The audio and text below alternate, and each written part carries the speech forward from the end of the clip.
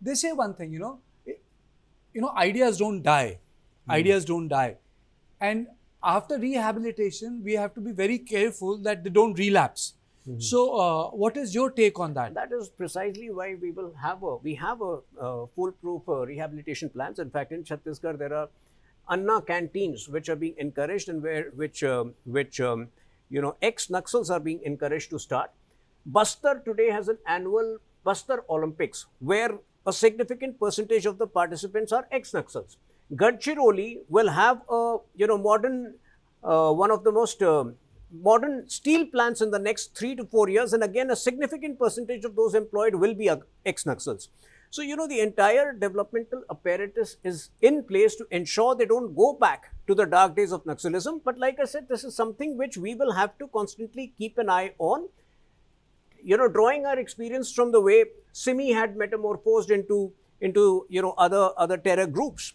IM and PFI. Yes, subsequently. But more than that, there is also Tuhin, there is also another very important and interesting aspect, and I would like you to address that.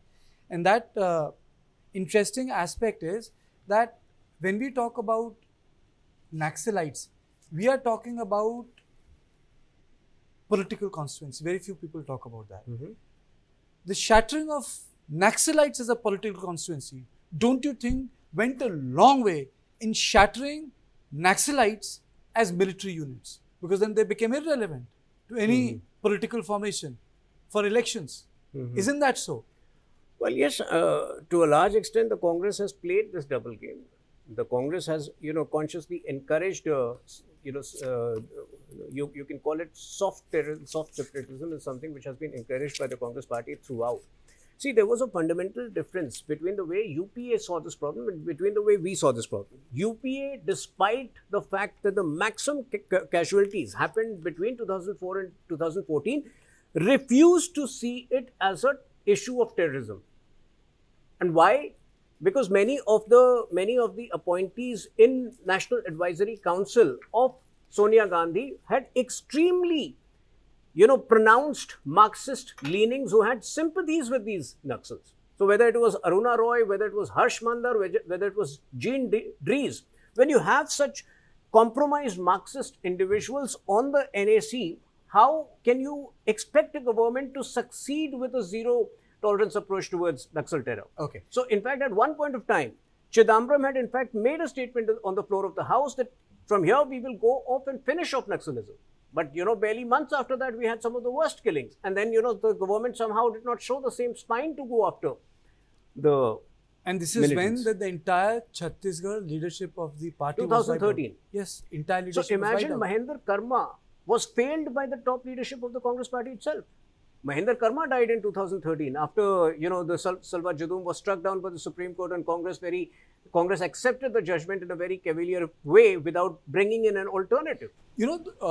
What is your opinion, Salwa Judum? Court had a very, very strong opinion.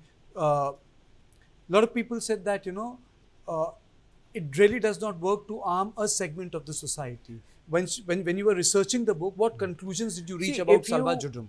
Salwa Judum was definitely, not an ordinary movement. It was exceptional. It took certain liberties which were not there before. But at the end of the day, what was it meant to fight? It was, supposed to fight a system where men were brutalized, were chopped off into pieces by Naxalite commanders right in front of the families, simply because they wanted to cast a vote, or simply because they wanted to inform the police about some atrocity. So if this is the atrocity against which Salwa Judum was fighting, see, lohe ko loha hi kaat sakta hai. I'm not denying that some exceptions may have, some aberrations may have taken place, some excesses may have been even the Salwa Judum commanders may have indulged in some excesses, but those were aberrations. The movement per se had succeeded in weakening the might of the Naxals in that period.